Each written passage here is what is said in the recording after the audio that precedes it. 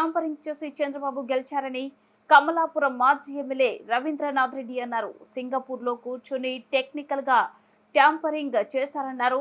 బార్కోడ్ల ద్వారా ఇలా చేశారని అనుమానిస్తున్నామన్నారు. త్వరలోనే దీనిపై క్లారిటీ వస్తుందని చంద్రబాబు వ్యవస్థలను మేనేజ్ చేసి ఇదంతా నడిపించారన్నారు.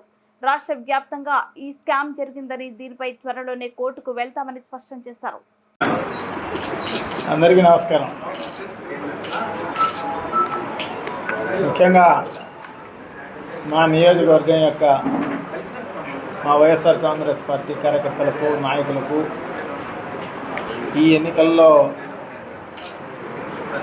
నాకు సాయం చేసిన అందరికీ కూడా పేరున అందరికీ కూడా కృతజ్ఞతలు వ్యక్తపరుస్తున్నాను.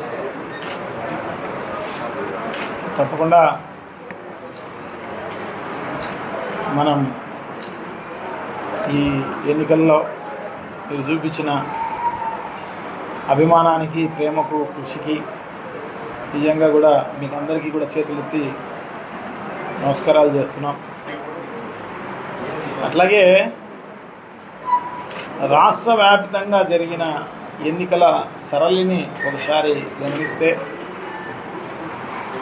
ఎన్నికలు అయిపోయిన తర్వాత జరిగిన సంఘటనలు గమనిస్తే, వ్యవస్థలను మేనేజ్ చేసే చంద్రబాబు నాయుడు గారు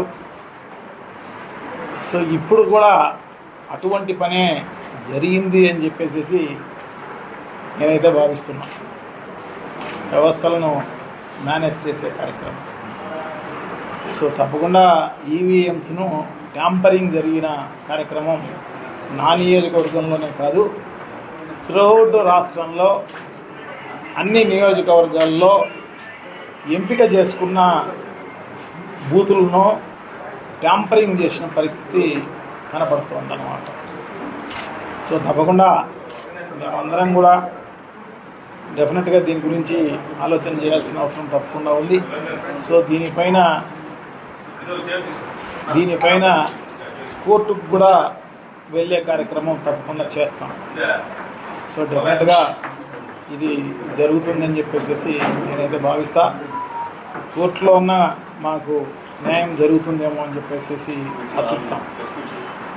సో డెఫినెట్గా ఎందుకంటే మా ముఖ్యమంత్రి గారు జగన్మోహన్ రెడ్డి గారు ఆయన ముఖ్యమంత్రిగా ఉన్న టైంలో సో అనేక రకాలైన సంక్షేమ కార్యక్రమాలు, ఆ సంక్షేమ కార్యక్రమాలన్నీ కూడా ఏదైతే మేనిఫెస్టోలో చెప్పడం జరిగిందో అన్నీ కూడా నెరవేర్చిన ఘనత శ్రీ జగన్మోహన్ రెడ్డి గారిది.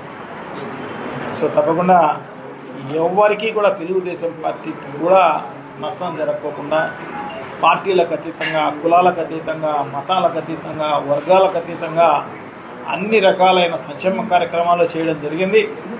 అట్లాగే అన్ని గ్రామాలు అభివృద్ధి కార్యక్రమాలు కూడా జరిగిన పరిస్థితి మనం అందరం కూడా చూస్తున్నాం అన్నమాట. సో డెఫినెట్గా ఈ యాంటీ ఇన్కంబరెన్స్ అనేది ఉండే అవకాశమే లేదు.